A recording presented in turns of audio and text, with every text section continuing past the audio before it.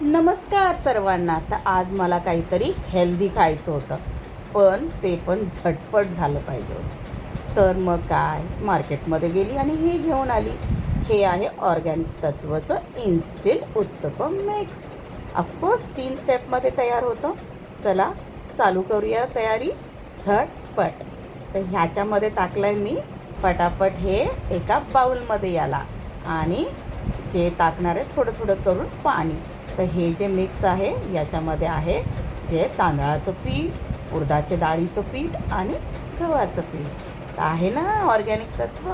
तर चला मस्तपैकी याला आपण हे बॅटर तयार केलेलं आहे आणि याला थोडंसं बाजूला रेस्ट करायला ठेवूया 10 ते 15 मिनटं.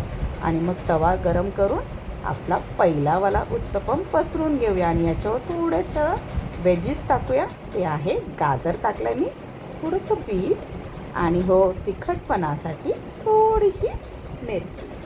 तर ह्याला काट याचे सुटले पाहिजेत ना. थोडंसं तेल टाकून घेऊया, बटर पण टाकू शकता तुम्ही. आणि या प्रकारे याचे काट सोडवून घेऊया आणि याला मस्तपैकी भाजून घेऊया आणि उलटा करून टाकूया. या प्रकारे जे वेजीस आहेत त्या पण मस्त शिजल्या जातील. आता जरा याला परत उलटा करूया. हे बघा मस्त कलर आलेला आहे, मस्त मरून तो कलर आहे, ऑरेंज कलर आणि थोडीशी ती ग्रीन कलर. तर पहिला जो उत्तपम आहे माझा मस्त तयार झालेला आहे. याच प्रकारे मी दुसरावाला पण तयार करते.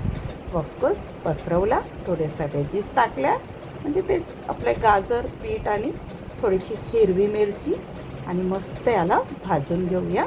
या प्रकारे थोडंसं ऑइल टाकून घेऊया आणि याचे काठ सोडून घेऊया. बघा हे काठ मस्तपैकी सुटत आहे आणि याला मस्तपैकी उलटा केला आहे.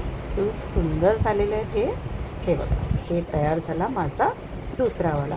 चला आता मस्तपैकी याची जे आहे काय करूया, प्लेटिंग करून घेऊया. तर हे शिजलं आहे, आता याला प्लेटमध्ये ठेवूया. 1, 2 आणि 3, आणि ह्याच्यासोबत जाणार ऑफकोर्स खोबऱ्याची चटणी.